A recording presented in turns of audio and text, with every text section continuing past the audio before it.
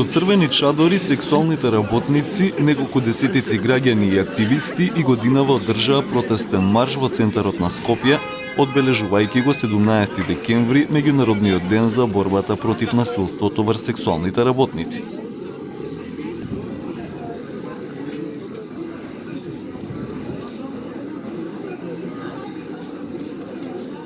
Представниците на невладините организации истакнаа дека бројот на сексуалните работници во Македонија е голем и дека безбедносните услови во кои тие работат се загрижувачки.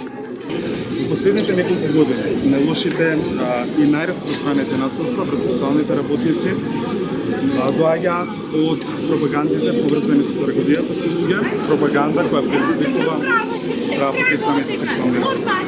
Ние цврсто веруваме дека доброволната и волонтерската сексуална работа нема никаква поврзана со прашањата поврзани со трговијата со луѓе.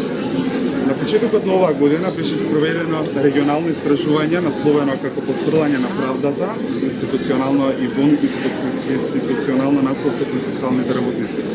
Овој извештај говори за пристапот до правда на сексуалните работници од 16 земји, меѓу кои и Македонија. 320 сексуални работници од регионот беа интервјуирани, меѓу кои машки, женски и трансродни лица. Резултатите од Македонија покажуваат дека минатите искуства со полициското непостапување или малтретирање сериозно влијаело на одлуката сексуалните работници да не го пријавуваат насилството од страна на клиентите или нивните брачни партнери, со што се создаваат услови истото да биде повторувано во континуитет. Понатаму, законите и законските акти кои се казнуваат во однос на сексуалната работа во голема мера го возможуваат прекршувањето на човековите права кај оваа ранлива група, затоа што на полицијата најчесто овие закони служат како маска за да ги контролираат и казнуваат истите.